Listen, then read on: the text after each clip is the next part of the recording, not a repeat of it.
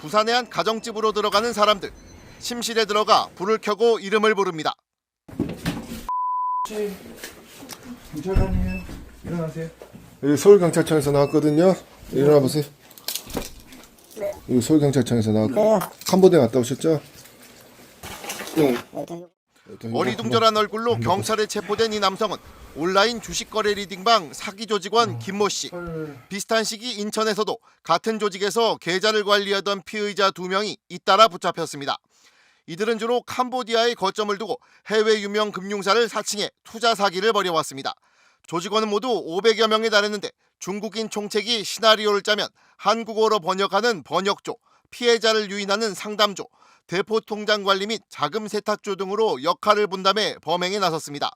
주로 텔레그램 등 SNS를 통해 피해자들에게 주식 시황 전망을 해주겠다며 접근한 뒤 가짜로 만든 주식 매매 앱을 설치하게 유도하는 방식을 썼습니다. 초기에는 소액의 수익을 실제로 보게 해주고 거액을 투자받으면 앱을 삭제한 뒤 연락을 끊었습니다. 저희 안타까운 사연 중에 하나가 여기 적어놨는데 아들 결혼장으로 마련해둔 3억 3천만 원을 모두 잃었습니다. 투자 전문가라고 믿었는데 이렇게 안타까운 사연도 있었습니다. 투자에는 각별히 주의가 필요하다라고 말씀드리고요. 경찰은 금감원과 공조해 1년이 넘는 추적 끝에 이들을 붙잡았는데 지난해 2월부터 올해 7월까지 파악된 피해자는 모두 229명에 이르고 피해 금액은 194억 원에 달했습니다. 이들은 캄보디아 국경지대의 리조트 등에 머물면서 발각되면 언제든지 다른 나라로 도망갈 준비를 하고 있었고 내부에서 배신자가 나오는 걸 막기 위해 범행 내용이 담긴 메신저 화면과 함께 조직 가담자들의 얼굴을 찍어두는 치밀함까지 보였습니다. 경찰은 지금까지 검거한 조직원에 대해 범죄단체 조직 등의 혐의로 18명을 구속하고 나머지 36명을 불구속 송치했습니다. 또 아직 해외에 남아있는 조직원들에 대해 여권 무효화 지명수배 조치를 내렸습니다. 전북 지역 한 철물점에 군부대 관계자라며 수백만 원어치의 공구를 사겠다는 전화가 걸려왔습니다. 일단은 주문을 하고 네네네. 사하고 곡괭이만 좀 더 주문하면 될 것 같아요. 이들은 군 신분증, 부대 지출 결의서를 보낸 뒤 갑자기 대리 구매를 부탁했습니다. 간단하게 부탁 좀 드리려고 전화 한번 드렸거든요. 훈련에 사용할 그 식품들을 담당 보급관이 좀 누락을 시켜가지고. 공구 계약이 취소될까? 철물점 주인은 부탁한 대로 알려준 업체에 1,000여만 원을 보내고 물품을 구매했습니다.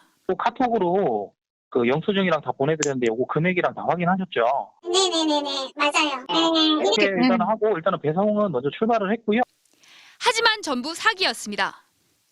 대선을 앞둔 지난 6월 전국 숙박업소에도 당직자를 사칭해 고급 도시락을 준비해달라는 사기 전화가 잇따랐습니다. 민주당 홍보실장 이준택이라고 하는데요.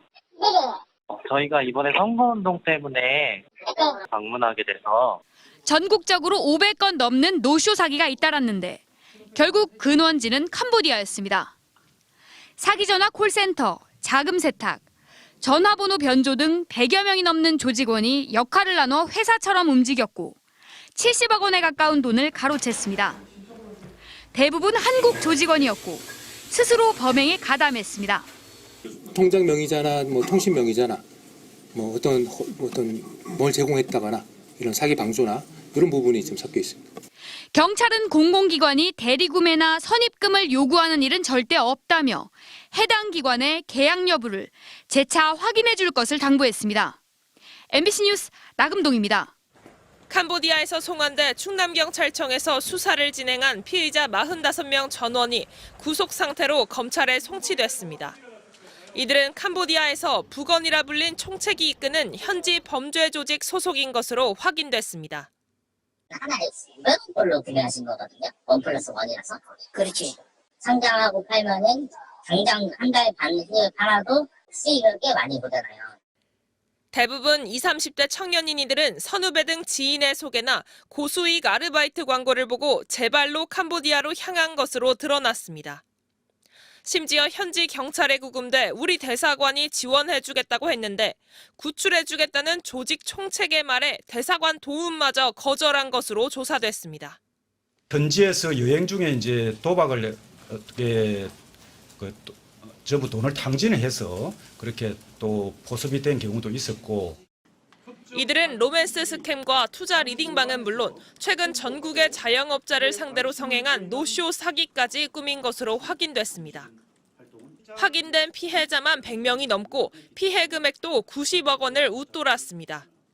피의자 45명 전원이 송치되면서 경찰은 이제 이들이 속했던 조직의 윗선과 남은 조직원들을 추적하는 데 수사에 초점을 맞추고 있습니다. 한편 경기 북부경찰청에서도 캄보디아 현지에서 체포된 피의자 15명 가운데 11명을 통신사기 피해 환급법 위반 등 혐의로 구속 송치했습니다. MBC 뉴스 이혜현입니다.